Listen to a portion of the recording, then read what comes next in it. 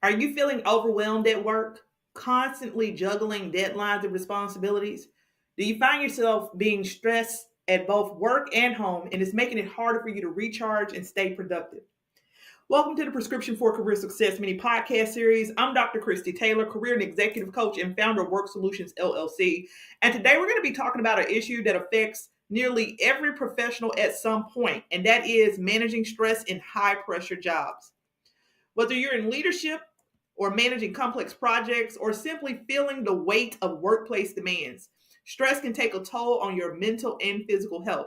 But the good news is that there are practical strategies that you can use to maintain your productivity and wellness, even in high stress environments. So, the first thing that we're going to tackle is we're going to talk a little bit about chronic stress, because chronic stress in the workplace, it doesn't just impact your job performance, it also impacts your mental health, your clarity, your decision making skills, as well as your overall well being. And when there's unmanaged stress, it can lead to burnout, decreased motivation, and even health issues like headaches, fatigue, and anxiety.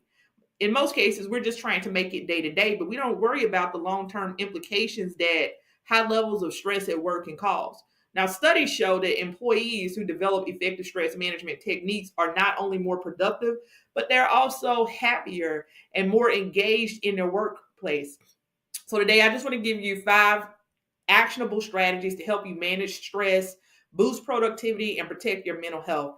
And I think that this is really important and this is very practical. These are things that you can apply to your everyday life. And the first thing is you need to identify your stress triggers. The first step in stress management is identifying what's causing you to be stressed. Is it tight deadlines, unrealistic expectations, a lack of support, or overwhelming workloads? Now, I am a health educator by trade. Most people don't know that about me, but my doctorate degree is in health science. And when I used to teach health classes, one of the things that I used to tell students to be aware of is what we call allostatic load, meaning that you are so used to operating in these high stress environments or just being in a constant state of fight or flight, that you just have kind of embraced it. But that's not actually healthy. You need to be aware of the things that are triggering you and causing you to be stressed out. You shouldn't be operating in an allostatic mode, meaning you're kind of like in this automated process, right? You kind of just adapted. That is not healthy for you. You need to identify the triggers. And one way that you can do that is keep a stress journal for a week. Write down the situations that cause you to be stressed and how you respond. And once you know your triggers, you're going to be able to start developing targeted solutions to address them.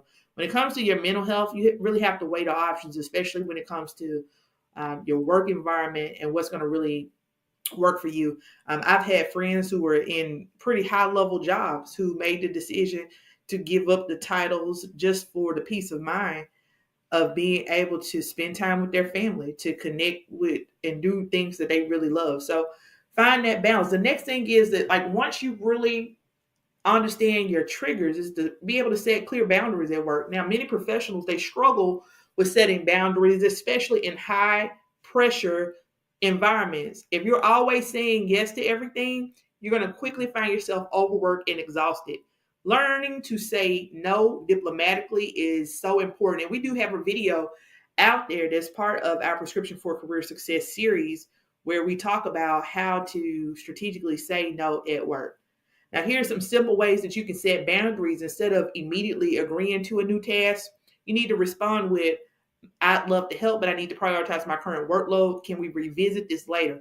Also, don't feel the need to respond to an email immediately. You can give yourself some time to do this. And that way you can actually, before you even respond to the email, actually see what your workload looks like. Because protecting your time isn't selfish, it's necessary for you maintaining that long-term productivity. Now, the other thing is, which is really step 3, is use time management techniques. Poor time management, this can make stress worse, leaving you constantly feeling behind. Try using the Pomodoro technique. Work for 25 minutes, then take a 5-minute break.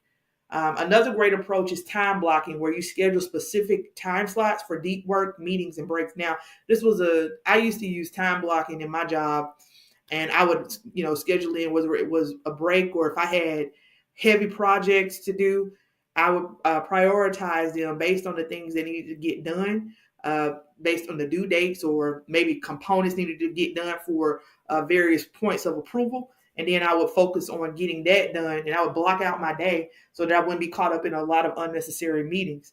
You can use the Eisenhower matrix, which focuses on tasks that are current, that are urgent and important, which is really what I was doing, while delegating or delaying lower priority tasks.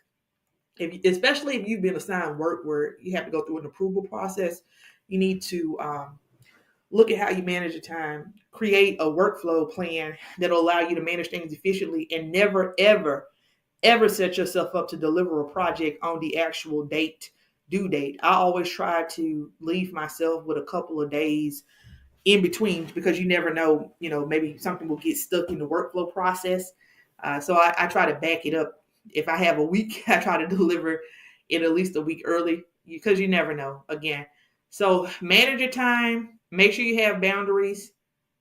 And then the fourth thing I want to tell you in terms of working in these high pressure environments is you got to take care of yourself, your body, and your mind. Now, we publish a series of free toolkits, which I'm going to drop those links again here in the podcast description notes. But stress isn't just mental; it's going to manifest itself physically too. Because remember what I talked about with allostatic load. You need to develop a simple daily routine that includes movement, deep breathing, and hydration. So that's why I say you maybe work for 25 minutes and take a quick break. You can set your watch to kind of beep at the end of, even if you're using 60 minutes, maybe you work for 55 minutes and you take a 5-minute break of just getting up, walking, especially if you're sitting at a desk all day. Try doing things like box breathing. Inhale 4 seconds, hold for 4 seconds, exhale for 4 seconds, hold again for 4 seconds. I actually like to use it's an app called the Trip app.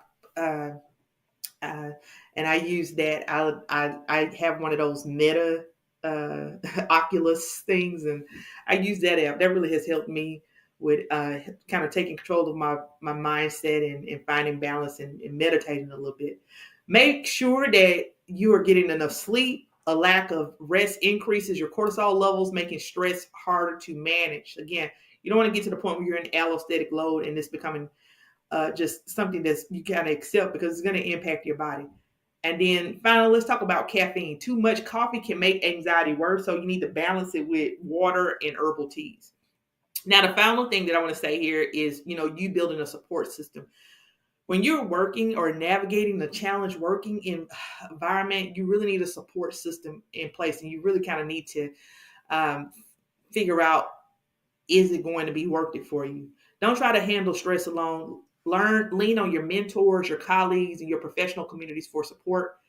I would always say a good internal network, your employee resource groups, making connections with people at work. But remember that people at work are not necessarily always going to be your friend, quote unquote. These are your colleagues.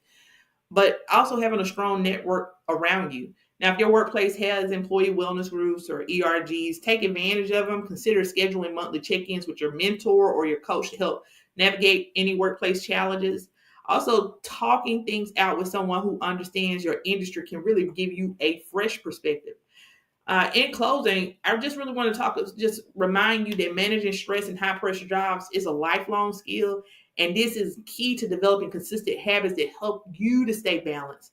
And honestly, once you really master this process of managing stress in these high pressure jobs, it would be great for you to mentor and reach out and mentor and help others to do that same thing.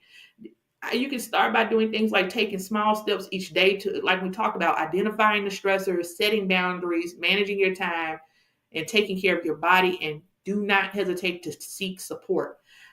So I just want to remind you that I'm going to drop a link for our free resources and toolkits in the description.